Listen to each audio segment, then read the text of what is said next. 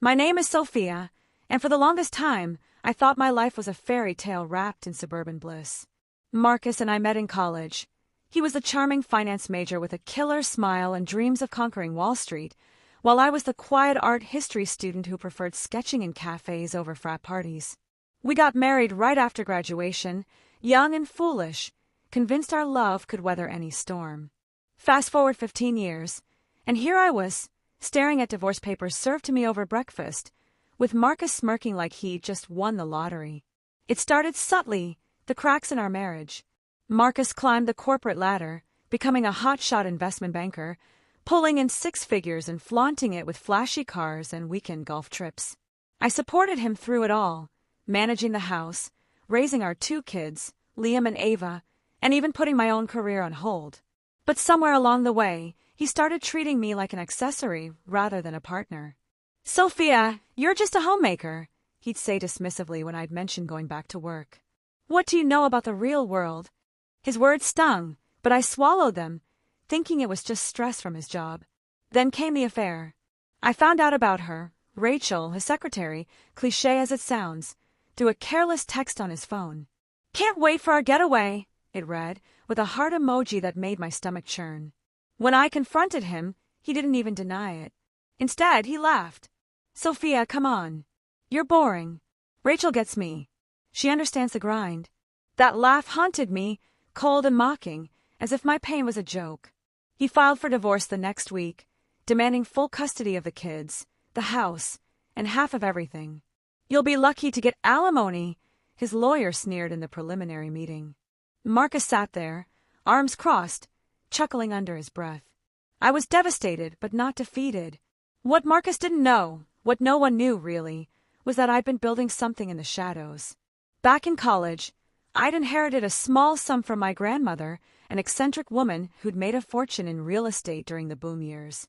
She taught me the basics: buy low, sell high, invest wisely. While Marcus was out schmoozing clients, I'd quietly turned that inheritance into a portfolio.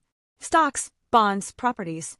I learned it all from online courses and books, managing it under a maiden name to keep it separate. It started as a hobby, a way to feel independent, but it grew exponentially. By the time the divorce hit, my net worth was north of $50 million. Yeah, you read that right. I'd flipped houses in up-and-coming neighborhoods, invested in tech startups before they went public, and even dabbled in cryptocurrency during the early days. Marcus thought I spent my days baking cookies and volunteering at the kids' school. He had no idea I was attending virtual investor meetings or closing deals via email. I kept it secret because, honestly, I enjoyed the anonymity. It was my power, my safety net. The court date loomed like a storm cloud. Marcus strutted in with Rachel on his arm. Yes, he brought her, the audacity, whispering and giggling like teenagers. His lawyer, a slick guy named Harlan, painted me as the dependent wife, unworthy of much. "Your Honor," Harlan droned, "my client has been the sole breadwinner. Mrs. Reynolds has no income, no assets to speak of. We're seeking primary custody and equitable distribution, favoring Mr. Reynolds." I sat there, composed, my heart pounding. My lawyer, Elena, a sharp, no-nonsense woman I'd hired after researching the best in family law, smiled faintly. She knew everything.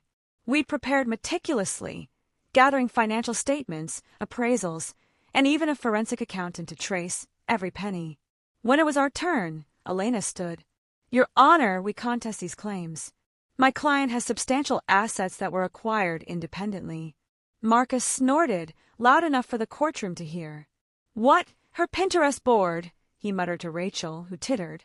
The judge, a stern woman named Judge Harlan, no relation to the lawyer, banged her gavel lightly. "Order," she said, eyeing Marcus with disdain. Elena proceeded, laying out the evidence. She presented bank statements showing transfers from my inheritance, property deeds in my name, and stock portfolios that made the courtroom gasp. "Mrs. Reynolds' net worth exceeds $50 million, Your Honor. These assets are premarital and separate property under state law." The room fell silent. Marcus's face drained of color, his laugh dying in his throat. Rachel's hand slipped from his arm as she stared at me wide-eyed. "That's impossible," Marcus stammered, jumping to his feet. "She's lying. She's just a housewife.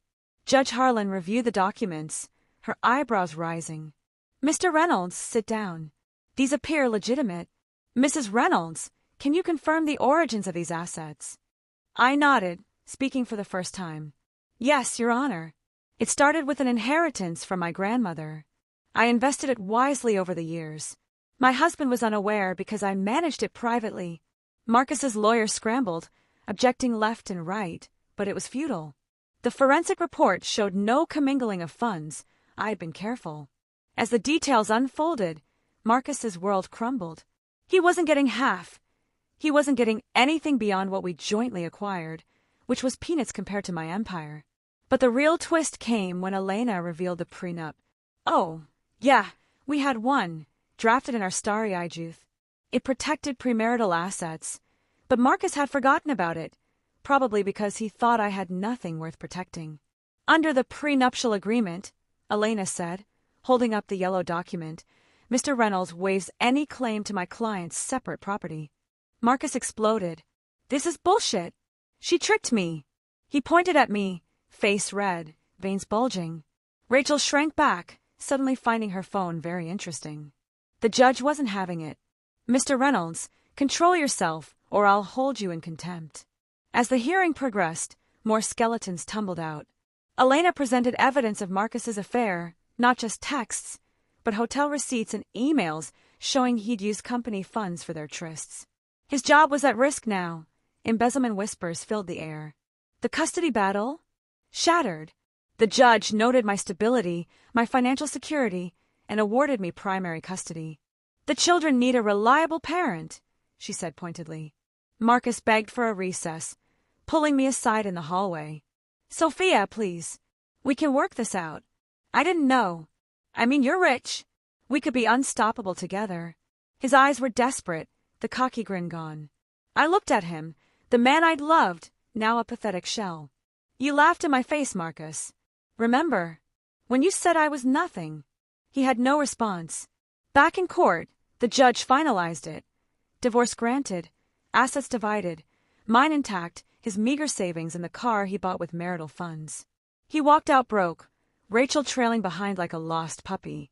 Last I heard, she dumped him a week later. Life after? Liberating. I moved the kids to a beautiful home by the lake, one I'd bought years ago as an investment. Liam and Ava thrived, free from the tension.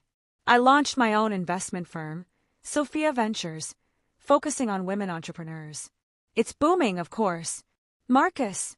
He slunk back to a mid-level job, paying child support from his diminished paycheck. Sometimes I get emails from him, apologetic, pleading for reconciliation. I delete them. Looking back, that laugh was the catalyst. It woke the lioness in me. If you're reading this, ladies and gents, never underestimate your partner. And if you're the one being underestimated, build your empire in silence. Let the reveal be your revenge. Word count, 1,248. Wait, that's short. Let me expand to hit 1,500. The days leading up to the court date were a whirlwind of emotions. I couldn't sleep, replaying every insult, every dismissive glance. But I channeled it into preparation. Elena and I met daily, poring over documents in her sleek office overlooking the city. Sophia, this is gold, she'd say, highlighting clauses in the prenup. He's going to regret this. Meanwhile, the kids sensed something was wrong. Liam, at 12, asked why Dad wasn't home. Ava, 8, clung to me more. I shielded them as best I could, explaining Daddy and Mommy needed space. Inside I seethed. How dare Marcus drag them into this, using them as leverage? On the morning of the hearing, I dressed in a tailored suit, Chanel, from my own funds, feeling like armor. Marcus arrived in his usual power suit, but his eyes flickered with uncertainty when he saw me. Rachel perched beside him, all fake lashes and tight dress, shooting daggers my way. The courtroom was stuffy, filled with the hum of fluorescent lights and the shuffle of papers. As Elena unveiled my portfolio, I watched Marcus's reactions in slow motion. First denial, then anger, then sheer panic. How? He mouthed across the aisle. I just smiled serenely. The judge, impressed by the meticulous records, praised my financial acumen. Mrs. Reynolds, You've built quite an impressive estate. The affair evidence was the cherry on top. Elena projected emails on the screen. Marcus promising Rachel diamonds, paid for with his expense account. His boss was in the audience, subpoenaed as a witness, face darkening. By the end, Marcus was sweating, his tie loosened, defeated. After the gavel fell, I stepped outside into the crisp air free. Friends I confided in threw a celebration dinner that night. Champagne flowed. Toast to my victory. To Sophia, the secret millionaire, they cheered. Months later, I reflected on it all. My grandmother's voice echoed, "Money is power, dear. Wield it wisely." I had. And Marcus? He faded into obscurity, a cautionary tale. If he ever laughs again, it'll be at his own folly. Now, with the kids asleep upstairs, I sip wine on my deck, watching stars reflect on the lake.